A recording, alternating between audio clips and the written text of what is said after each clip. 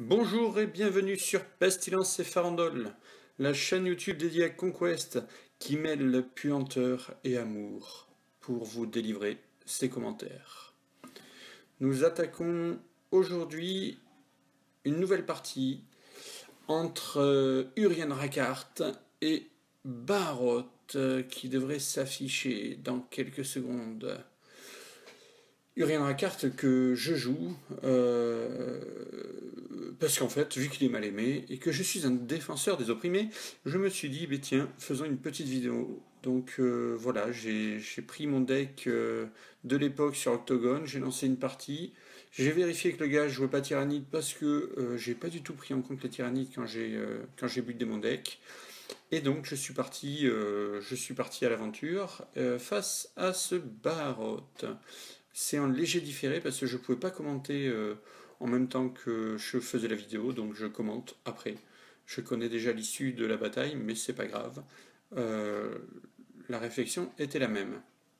Alors déjà une première remarque. À la base, je ne joue pas Cyril Brand, hein, que là j'ai un double exemplaire dans la main. Et en fait, je les ai remplacés dans mon dernier deck par les souffrances. Je trouve que les points de dommage faits par Cyril Brand, si on n'arrive pas à bien contrôler la main adverse au niveau des cartes, mais ils sont annulés à chaque fois par les deux cartes ennemies. Et au final, c'est un de shield. Tandis que souffrance peut être un de shield ou peut être du contrôle au besoin. Et c'est là que je m'aperçois que j'ai souffrance et Cyril Brand dans mon deck, que j'ai donc, en modifiant mon deck sur Octogone, que j'ai donc fait une cagade. Voilà, une jolie petite cagade. J'ai dû enlever les Power from Pain. J'ai peut-être dû enlever les visions d'agonie, ce qui est une grave erreur. Hein. Je joue avec 3 visions d'agonie. Et je joue avec 3 souffrances et 0 Cyril Brand, par contre. Voilà. Donc là, du coup, j'ai Mulligan. Et j'attaque, j'ai un Barot en face, donc en fait je veux lui foutre la pression. J'ai du shield en main, donc je mets ma moto sur la planète 1, parce que un coup normal de Barot c'est la planète 2 on va dire. Hein. Puis avec mobile, s'il y a besoin, il vient prendre la planète ou pas.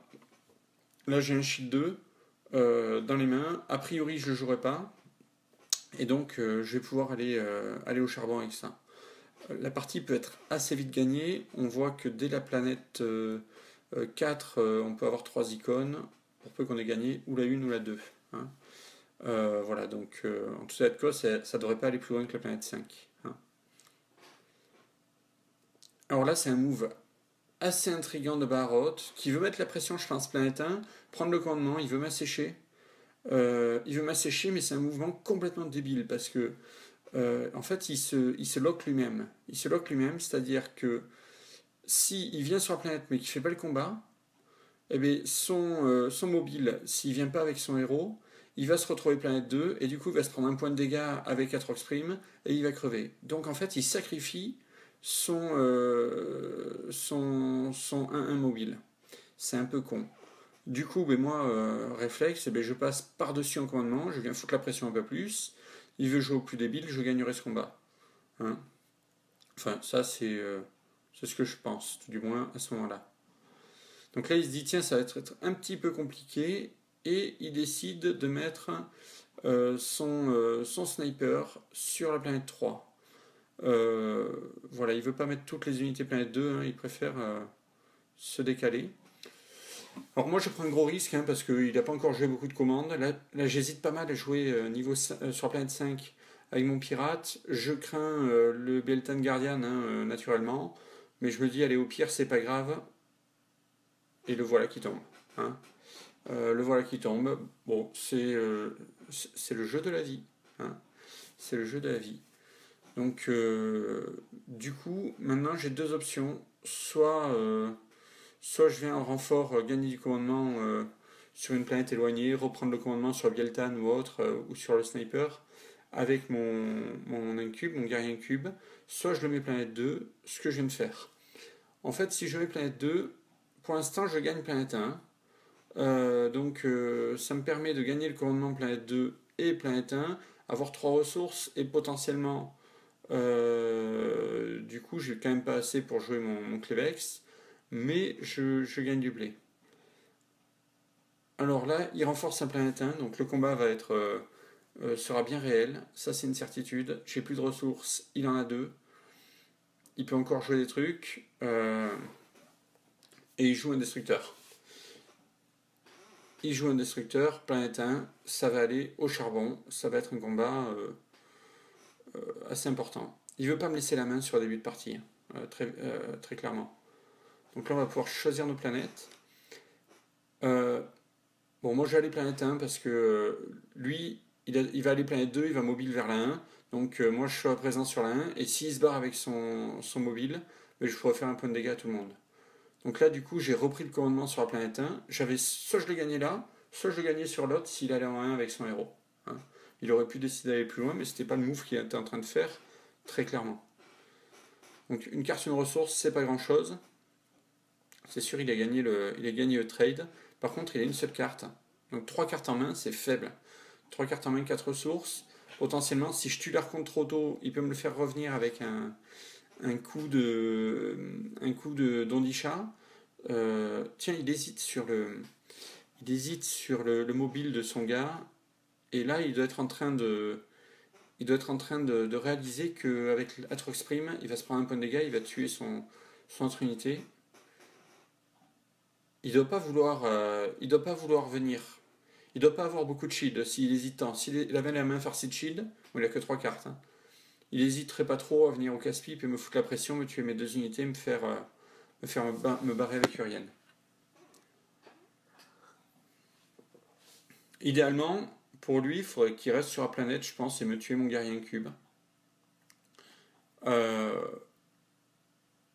Et ne pas partir avec le Bieltan, parce que pas le Bieltan, le mobile. Parce qu'il peut me tuer, il peut me faire chier, il peut me tuer du monde. Voilà, là il prend l'option de venir. Ah ben il vient au fight et il veut me foutre la misère.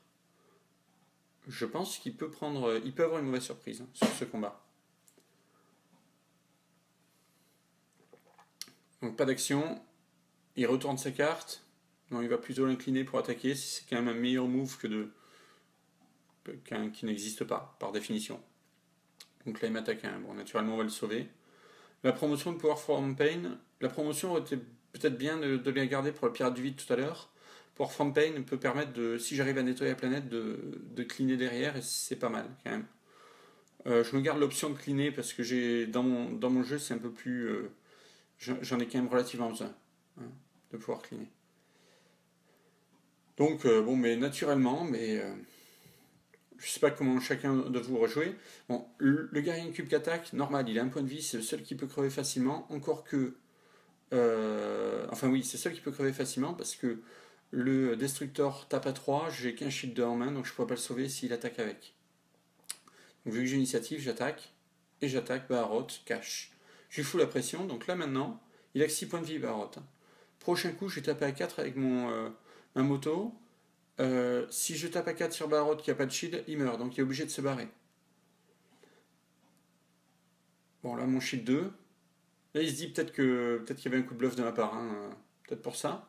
A priori, il a un shield en main, parce que sinon, il n'aurait pas pris le risque. Là, je vais attaquer à 4. S'il n'a pas de shield, il se serait barré, je pense. Ou alors, c'est un kit au double, mais en début de partie, un peu chaud. Donc là, j'attaque à 4 Baharot. Vous voyez que je me fous complètement des unités. Hein. Le mobile, c'est une plaie avec ce héros, et ça affaiblit tellement Baharot de le foutre en sang, parce que toutes ces unités signature ne servent plus à rien. Parce qu'après, il est obligé de se barrer à la moindre baffe, quoi. Et là, il shield 2. Alors, j'imagine qu'il a encore un shield en main, parce que sinon, il se barrerait pas. Enfin, il se barrerait pas comme ça.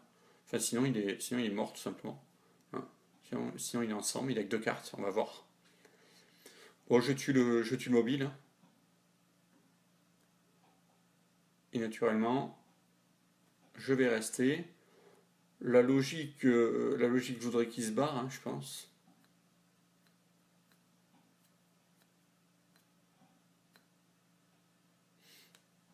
Sait-on jamais.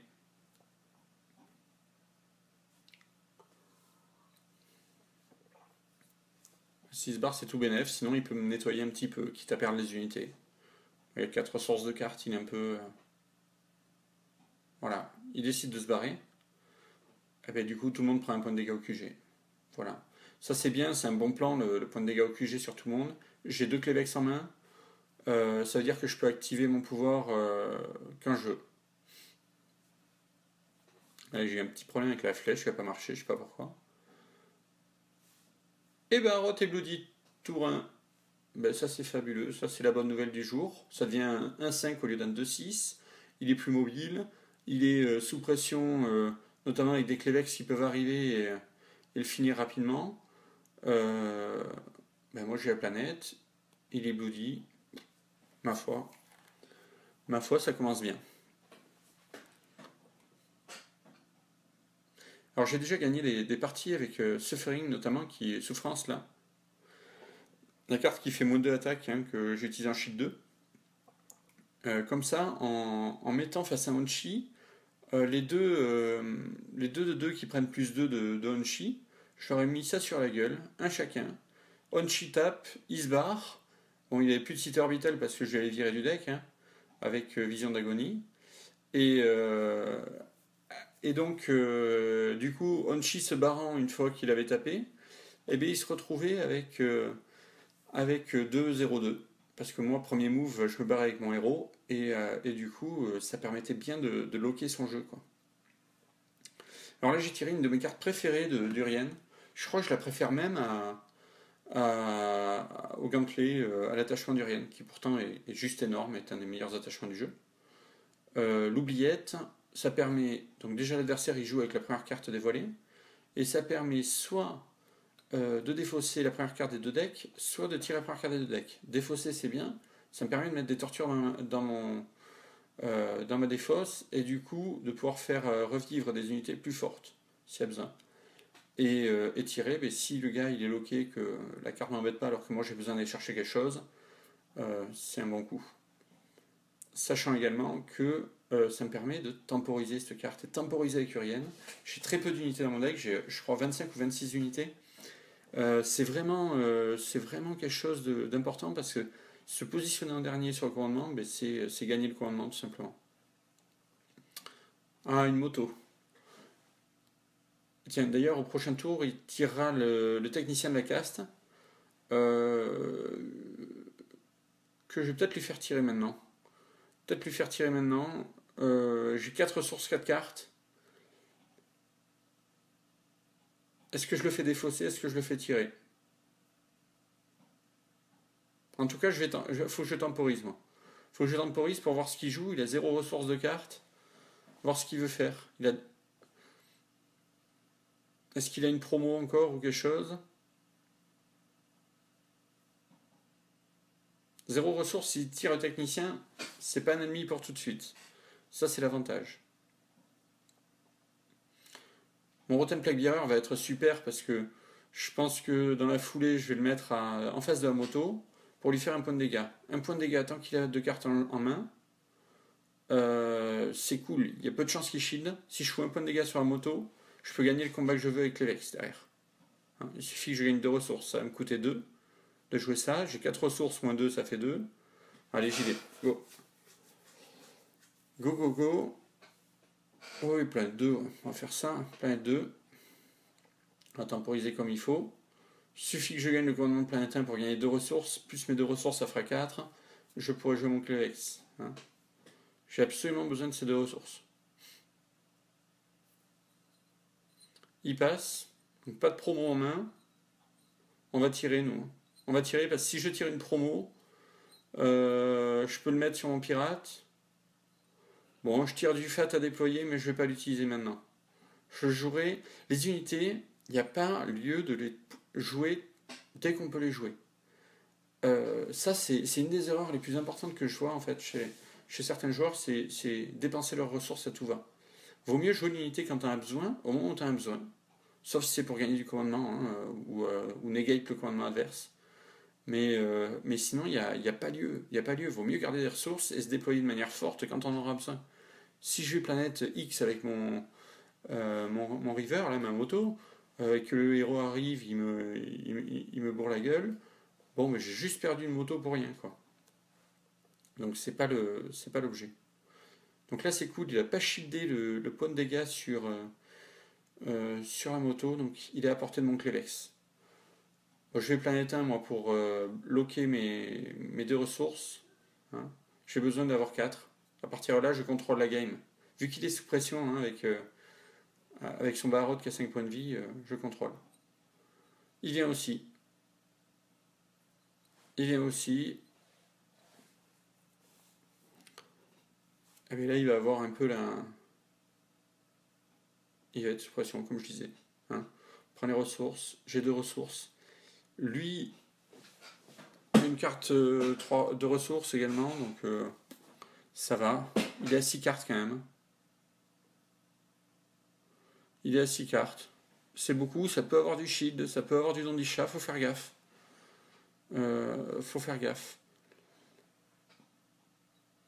Ok, combat. Mon combat Planète 1. Il amène sa moto. Ah, il veut me tuer mon incube et me foutre la pression, je pense. Hein. Allez, on réagit direct. Tac, on tue la moto. Adios. Je sais pas si je m'excite pas un peu, mais en faisant ça, mais je veux pas je veux pas lui laisser d'option de revenir, d'espérer ou de me mettre à mal. Là, j'ai un beau petit capital d'unité qui est fragile quand même. Sauf s'il a un Doom en main, chose qui pourrait arriver. Là, j'ai quand même derrière une belle armée à déployer sur laquelle continuer de capitaliser. Sachant qu'il n'a pas d'armée déployée, lui, pour me faire mal. Et il a peu de ressources pour en jouer. Bon, moi, j'en profite du coup. Hein, je nettoie tout le monde. Allez, zou, tac. Allez, à dégager Barot. Et je gagne une petite ressource. Et pour continuer de capitaliser, on va jouer le Power from Pain. Oui, il faut mettre -1 sinon ça marchera moins bien. Voilà, un petit Power from Pain qu'on va mettre en jeu. Et qui est-ce qui va sacrifier? Il a besoin de cartes a priori.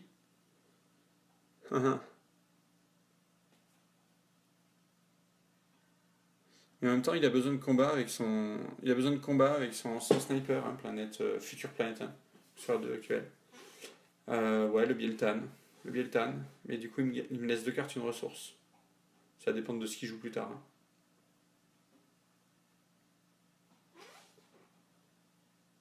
Alors, OCTGN, c'est pas pratique avec l'oubliette. On a tendance à justement oublier l'oubliette et de pas aller voir la main adverse. Bah, Soul Caesur, ça c'est la carte que je viens de tirer. C'est une de mes cartes préférées, je pense. Extrêmement chère, mais qui change un nombre de parties incalculable. Je joue qu'en 2 parce que c'est cher, mais sur les batailles finales, ça me permet de venir avec l'unité qui m'a emmerdé pendant la partie adverse. L'unité qui va faire changer le cours de la partie, tout simplement. Et ça, c'est juste énorme. J'ai gagné une partie comme ça contre un orc en faisant revenir, surtout avec le gantelet, hein. Avec le gantelet c'est fabuleux, en faisant revenir deux maniaques Bizarre Boy, là, les 2-4 qui font un point de dégâts à toutes les unités sur la planète. Et en faisant ça, j'ai. Ouh, le Doom. Le Doom. Well done. Well done, ben ça fait mal, hein, mais c'est comme ça. J'aurais préféré que Clévex soit unique, mais c'est pas le cas. Tant pis pour lui, en même temps c'était le prix à payer. Ouais. Donc je disais avec mes sorts que j'avais notamment les 2-4 qui font un point de dégâts à tout le monde. J'étais en 100, le Nasdrag était en 100. Il avait 7 ou 10 unités. Moi j'avais toutes mes unités étaient inclinées, ça servait à rien. Toc, je regarde juste, j'ai 2 souffrances, 2 tortures dans ma défausse. 3 avec l'expérimentation de la carte que je peux déposer qu'un jeu. Ok. Et donc en fait, j'ai fait ça, du coup j'ai fait 2 points de dégâts sur Nasdrag par cet intermédiaire. 2 points de dégâts de plus en attaquant, mais je ne le mettais pas en sang, il avait plus de cartes en main lui. Hein. Je ne pouvais pas le mettre en 100 cash, enfin le tuer définitivement, je pouvais taper qu'à 2. Donc il a accepté de prendre une baffe avant de rentrer à la maison. Et puis j'ai fait un coup d'expérimentation de la carte pour le finir une fois qu'il était chez lui. Et j'ai gagné la partie comme ça, j'ai volé la partie comme ça, entre guillemets. J'avais aucun autre moyen de gagner, c'était la bataille finale. J'allais perdre la bataille en elle-même. J'ai juste pu tuer son warlord par ce biais. L'expérimentation de la carte. Donc là, pour lui faire un point de dégâts, il faut le mettre sous pression. Il a 5 points de vie. Donc, faut pas hésiter. C'est une bonne carte. Alors, dans le jeu, pour finir un warlord, justement pour mettre sous pression, ou sinon pour temporiser. Et temporiser en phase de déploiement, ça coûte 0. Ça permet de faire utiliser une carte adversaire rarement, on va dire, ou de mettre un point de dégâts. Bon, ça reste faible, mais c'est surtout le temps qu'on gagne. Et gagner un temps de jeu, c'est juste énorme parfois. Là, faut quand même se dire que j'ai gagné 2 temps, un coup avec l'oubliette, un coup avec l'expérimentation. C'est juste super, moi, ça, je trouve. Alors là, il a pris un shield 3 quand même. Avec son technicien, j'aurais peut-être pas dû lui donner tout à l'heure le technicien. Parce que, mine de rien, un shield 3, ça va bien le servir. Mais en même temps, je vais taper bien plus fort. Donc là, ma deuxième moto hein, sur la planète 1. Je crois que j'en joue 2 des motos également. En fait, je cherche peu d'unités de combat dans mon deck. C'est un deck un peu bizarre. Un deck un peu bizarre qui marche bien. J'ai la promotion sur la planète 3 hein, pour reprendre le commandement, une carte, une ressource. Bon, c'est à peu près logique. Et là, il va être un petit peu obligé de venir planète 1, mais ça va être dangereux pour lui parce que derrière, je gagne sur la 2, hein, s'il me la laisse là. Donc là, il est obligé de venir au charbon. La partie est quasiment pliée, hein, même avec le Doom. Hein. C'est pas. Il a 7 cartes quand même. À moins qu'il ait gavé de shield en main. S'il a gavé de shield en main, pourquoi pas. Mais rien qu'avec Uriel, je pense que je peux lui faire très mal. Moi, je vais choper. Hein, là, j'ai assez. Vu que j'ai 2 shields en main, un shield 2, un shield 1, sur la planète 1, il tape un, il tape un. Je suis assez tranquille. Donc, moi, je vais en 3 pour baiser son commandement. Éviter qu'il tire des ressources parce que s'il a 2 ressources, il fait un dandisha. Bon, ça, il pourra le faire quoi qu'il arrive, vu qu'il a un 2 avec la planète 4. Plus les cartes, ça fait beaucoup. Hein. Donc, je vais prendre un temps. Je vais me déplacer là-bas, je vais le saper un petit peu. Bon, du coup, l'initiative sur la planète 1, est-ce qu'il va se barrer ou pas? D'abord, il va attaquer à distance. L'avantage, il tape qu'à 1. Il tape qu'à 1.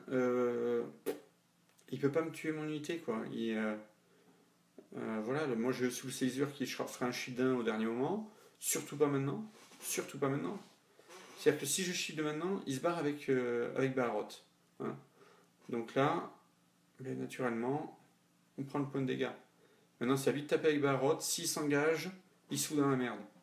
Mais par contre, il peut potentiellement s'engager pour me tuer mon gars s'il pense que j'ai pas de shield. Là, c'est ce qu'il fait. C'est ce qu'il fait. C'est un peu qui tout double, c'est-à-dire que à terme, il perdra, donc en fait, il y va, il essaie de faire tourner la chance, entre guillemets, et de dire, bon, après tout, il n'a pas la bonne main, quoi. Mais là, il prend 4, il a son shield 3 en main, faut pas oublier. Voilà, du coup, il prend que 1.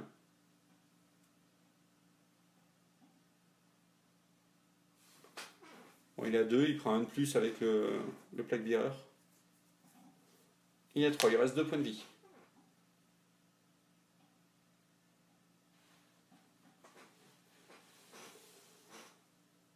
Deux points de vie, est-ce qu'il va être raisonnable ou pas? Telle la question. J'encaisserai forcément la première baffe avec ma souffrance.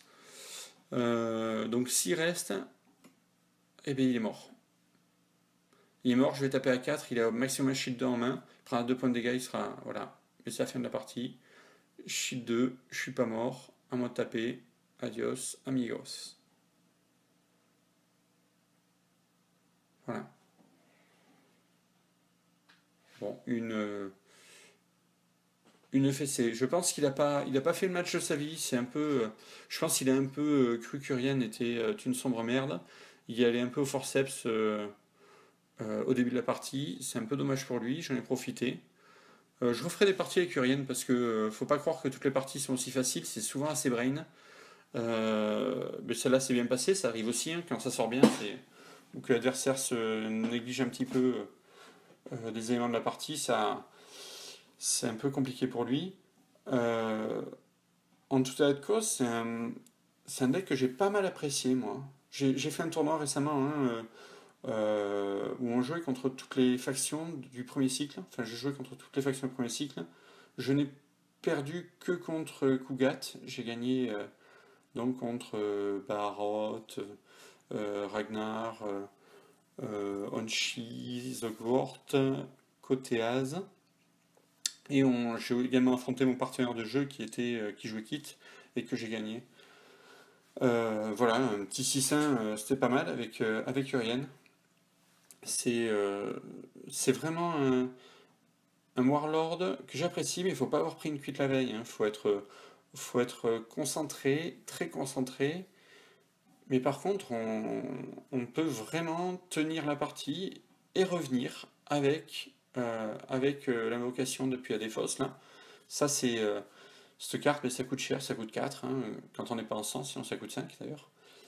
Mais par contre, ça permet de revenir dans une partie. J'ai gagné contre Baharot avec ça, en faisant tourner une partie, en prenant un de ces Fire Warrior Elite, les 1-5 qui permettent de protéger les unités au bon moment. Et ça, voilà. C'est vraiment une carte qui permet de retourner les games. Hein. J'aime beaucoup, j'aime beaucoup, j'aime beaucoup. Et le Crucible of Malediction qu'on voit là dans ma main, euh, c'est pareil, ça c'est une bonne carte. J'en ai mis deux. J'en ai mis deux. J'ai longtemps hésité entre 0 et 3. À la fin, j'en ai mis deux parce que en fait, contrôler la pioche du gars, c'est pouvoir contrôler la partie, tout simplement. J'utilise très rarement sur ma propre pioche, hein, ça m'est arrivé dans certaines circonstances. Par contre, mais quand on commence à lui faire sacrifier des unités, à limiter un petit peu les cartes qui tirent, etc., notamment avec le palace, bon, mais si en plus il tire pas d'unités dont il a besoin, forcément ça change la donne. Et entre la vision d'agonie et ça, eh bien, on peut choisir ce qu'il pioche et défausser ce qu'il a dans sa main qui nous emmerde.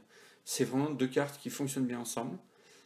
Euh, faut bien savoir un truc, on peut pas jouer avec Uriel comme on joue avec les autres. C'est souvent des parties longues. Hein. Là, j'ai gagné en 3 planètes, entre guillemets. C'est extrêmement rare, surtout avec ce deck. C'est pas un deck Ipex qui permet de sniper le Warlord adverse. C'est un deck qui vient contrôler, qui vient annihiler les chances de victoire d'adversaire au fur et à mesure de la partie. C'est plus ça. C'est pas rare de laisser les 2 premières planètes à l'adversaire. Voilà. Si ça vous intéresse, je ferai d'autres parties avec Uriel pour que vous voyez, pour les curieux. Mais sinon, j'essaierai de tourner avec un peu tous les personnages et de commenter les parties avec ma main ou deux joueurs que je connais pas qui s'affrontent, c'est pas mal aussi. Bon, on tournera en fonction de l'inspiration et des opportunités, voilà. En tout cas, quand je jouerai, j'enregistrerai pour avoir de la matière à commenter, voilà. Mais écoutez, en tout cas, j'espère que ça vous a plu. J'espère que ça vous a plu. Voilà, tout simplement. C'est donc Elmios pour Pestilence et Farandole. Je vous délivre plein d'amour et de puanteur. Au revoir.